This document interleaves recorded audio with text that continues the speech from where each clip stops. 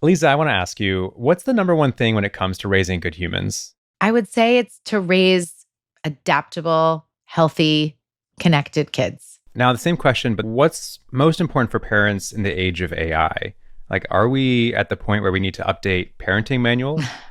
It's all the same. It's just that there are so many questions that come with raising kids in an age of AI. Like, how do you stay connected? How should they approach education? How do we keep them safe? I mean, just a lot more questions about exercising these really important muscles. Yeah, I think you hit the nail on the head. And I'll say answering these questions is what we work on every day at AI EDU. Since 2019, we've been working with schools across the country, and we help them adapt their curriculum and their teaching practices. And we're focused on two things. One, basic knowledge about AI, and two, what we call the human advantage, which is all that stuff you were talking about: critical thinking, communication, collaboration, problem solving. We also know that parents have a huge role to play in guiding the next generation through some of these big challenges and opportunities to come from this new era of technology and change. And that's why we're making this show. So welcome to Raising Kids in the Age of AI. It's a podcast from AI EDU Studios in collaboration with Google. We want to help parents understand AI and how their kids are going to encounter it in school and throughout the world. We want them to be empowered in their journey with AI. I'm Alex Kotran. I'm the founder and CEO of AI EDU. We're a nonprofit that helps students get ready to live, work, and thrive in a world where AI is everywhere. And I'm Dr. Aliza Pressman, a developmental psychologist, professor, podcaster, mother of teenagers, and author of the New York Times bestselling book, The 5 Principles of Parenting, Your Essential Guide to Raising Good Humans. And in each episode, Alex and I will introduce you to parents, educators, and AI experts who can share insights and best practices for young people using these powerful tools. Today, we want to start close to home and take a look at how kids today are exploring their world through hobbies and interests, with AI in the loop. We're going to hear from a very intrepid 13-year-old who's using AI to help her build her own kind of lemonade stand. And then we're going to go to the experts. We're going to hear from the VP of Learning at Google, Maureen Haymans, and she's going to share how her own kids are deepening their interests with the help of AI. And she's also going to talk about the best practices that she uses to keep AI in its lane. A helpful tool, but with families staying in the driver's seat.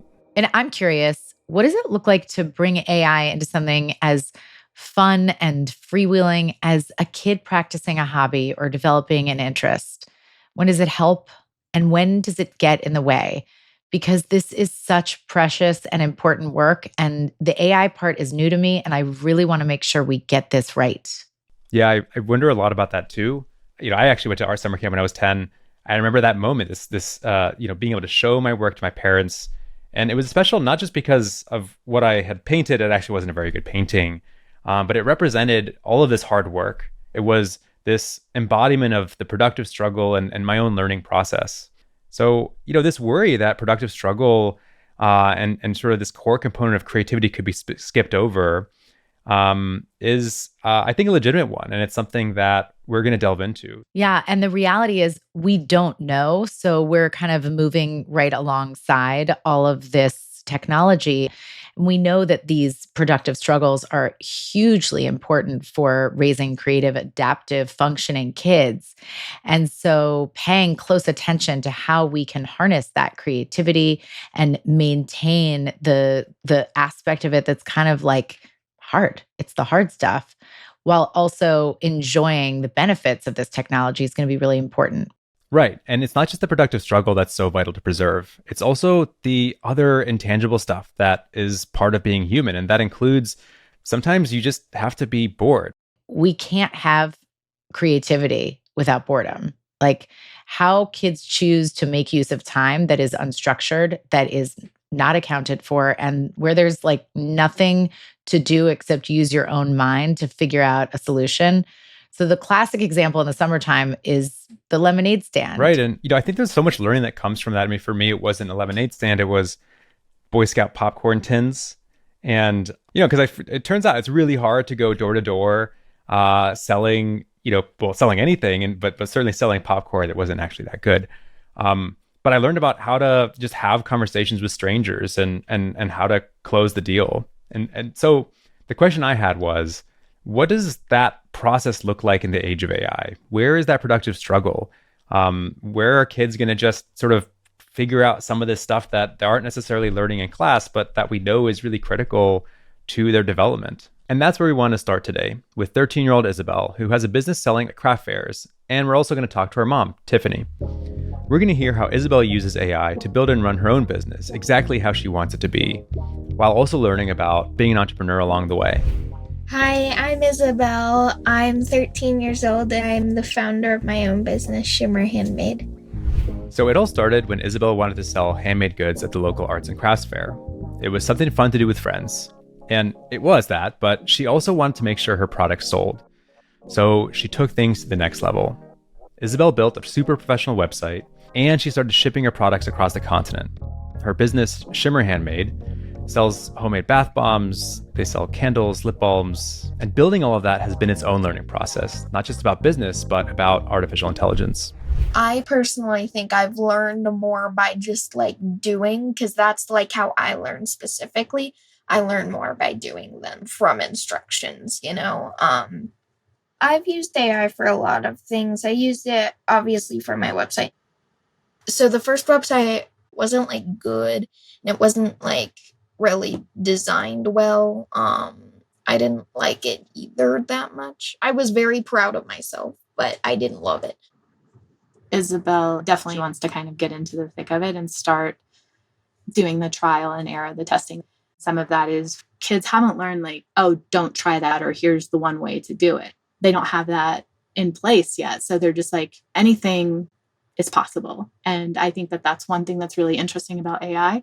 Isabell goes through a lot of testing and iteration when she's building something like that. And so she sort of gets into a groove where I don't pay a lot of attention except for when she's showing me because she thinks it's interesting or it's cool, or maybe there's something that's slightly wrong and she wants somebody to talk through it with her. When you finished your logo that you uploaded it and asked. Oh, yeah. So I just used it for feedback on my logo instead of asking it to just generate my logo, because I like to have a lot of control over everything I do.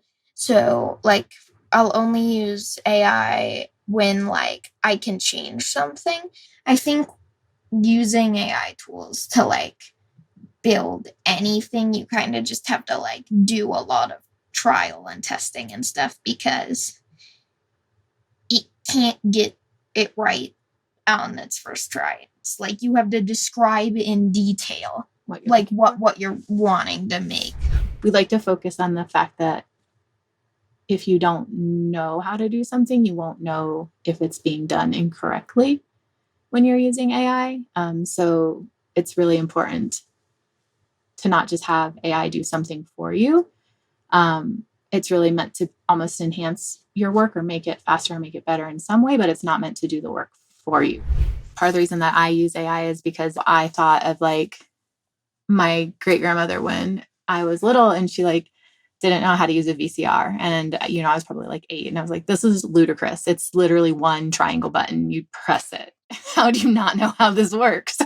And I'm sure that there are lots of teenagers like Isabell right now who will have that same feeling about their parents or the adults in their lives who maybe aren't willing to invest in the technology. So I think for me, it's just about being curious and being, careful, and then just honestly just being part of the conversation. Tiffany said 2 very important words: curiosity and careful. So I loved that. And she's clearly having conversations with her daughter, very specifically letting her know, this is a tool to use once you've learned a skill, so that it can help you kind of problem solve and troubleshoot and enhance. But it's not something to use to do the thinking instead of you. And I think Isabell made it very clear. She too, she's I'm going to design a logo, but I would like feedback. And this is another way to get feedback. So I liked how they're exploring. I think it's cool that she really is fluent sounding in how to direct AI. So she really has to be clear on what her vision is, because otherwise AI is going to give her something that she's not looking for. You have to know what you want if you really are going to be in the driver's seat. And that's sort of what I'm hearing from Isabell, where she's not just using AI to generate the logo and then slapping that on her website. She's using it to get feedback and to iterate, almost like a brainstorming partner. Yeah. It's also really important that Tiffany is, having this conversation with her daughter about, the experience of actually using AI to help create this logo, and this idea of, having a vision for what good looks like. I think that's actually really empowering. It's so relevant for kids. This, providing them with the agency to know that, the AI may be able to come up with something really polished that looks, professional, but it might not be what you are envisioning. And your vision, has to be at the center of what you create. And I think what we saw and what we have to keep emphasizing is parents need to collaborate with their kids. And it's kind of cool because they're going to be on this journey together.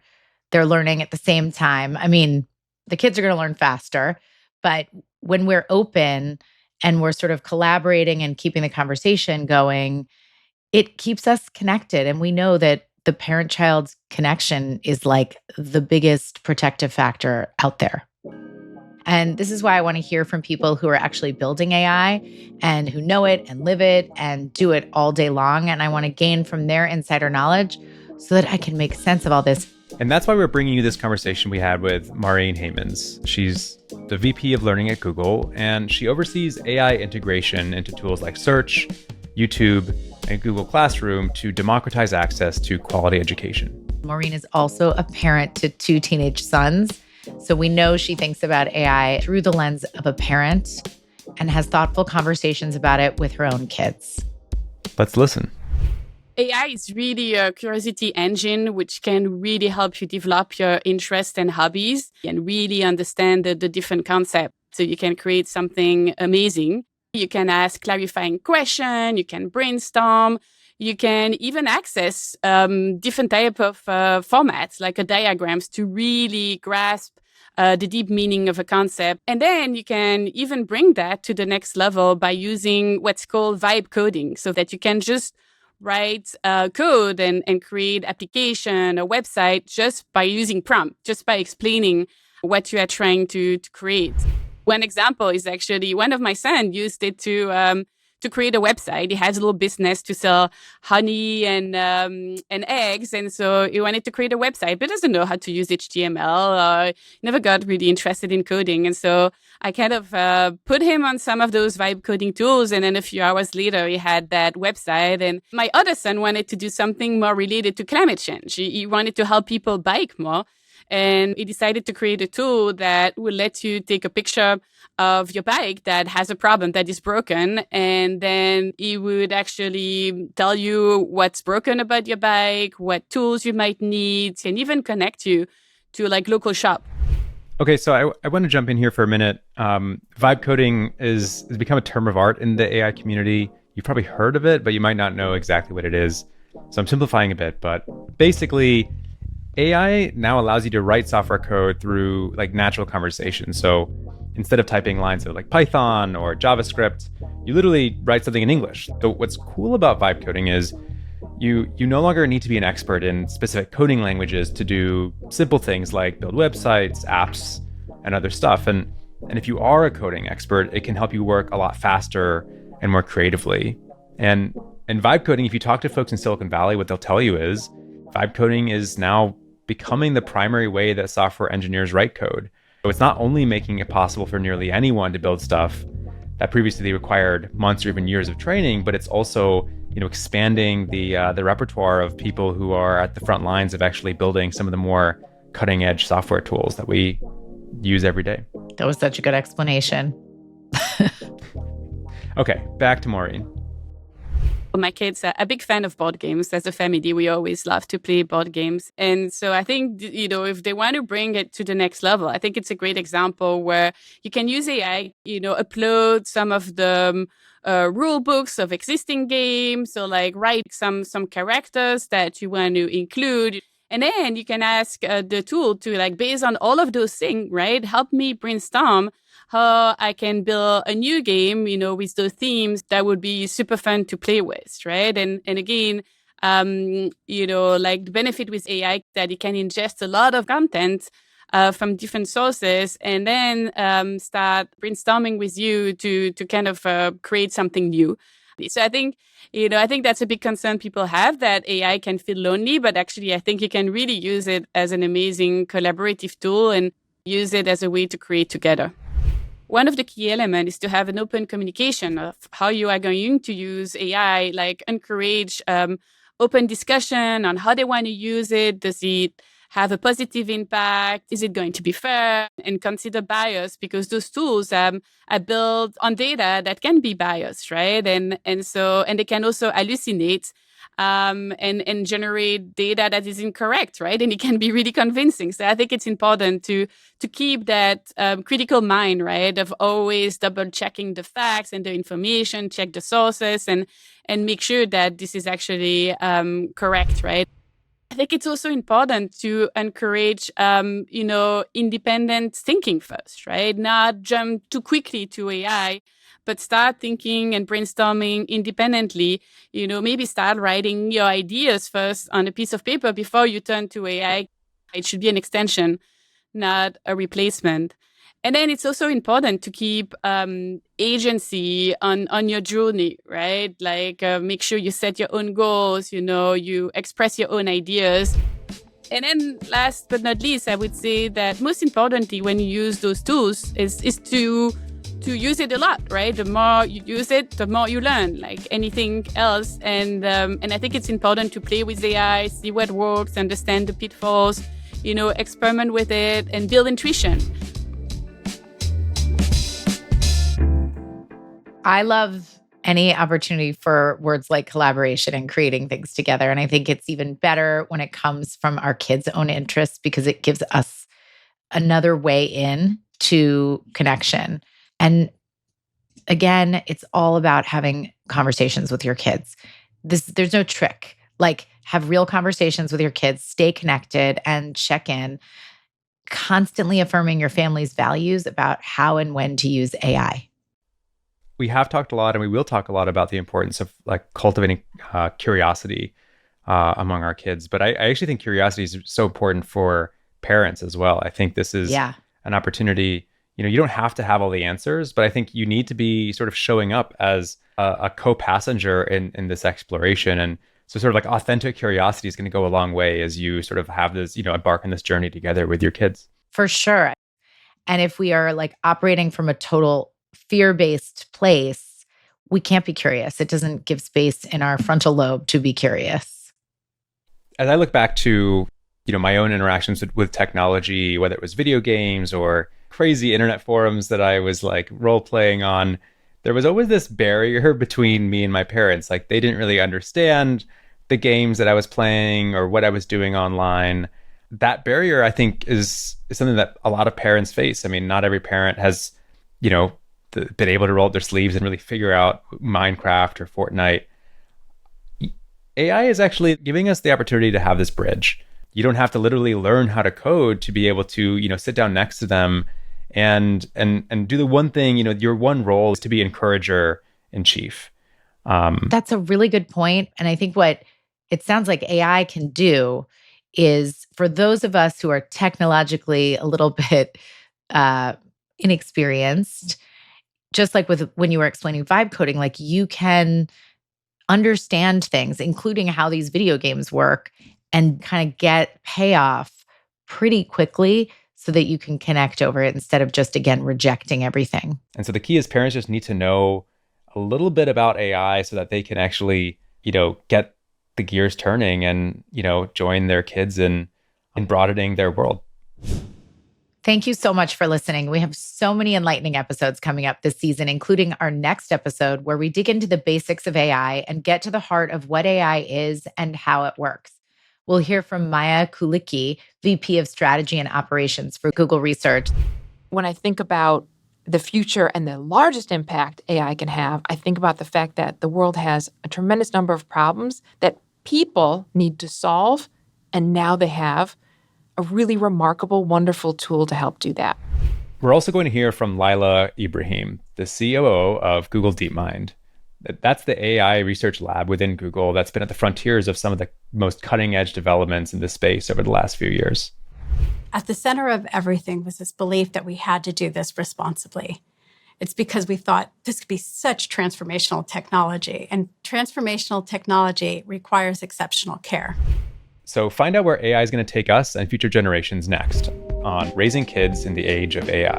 Until then, don't forget to follow the podcast on Spotify, Apple Podcasts, YouTube, or wherever you listen so you don't miss an episode. And we really want to hear from you. So take a minute to leave us a rating and a review on your podcast player of choice. Your feedback is important to us. Raising Kids in the Age of AI is a podcast by AIEDU in collaboration with Google. It's produced by Kaleidoscope. For Kaleidoscope, the executive producers are Kate Osborne and Lizzie Jacobs. Our lead producer is Molly Sosha, with production assistance by Irene Bantigay. Our video editor is Ilya Magazanin, and our theme song and music were composed by Kyle Murdoch, who also mixed the episode for us.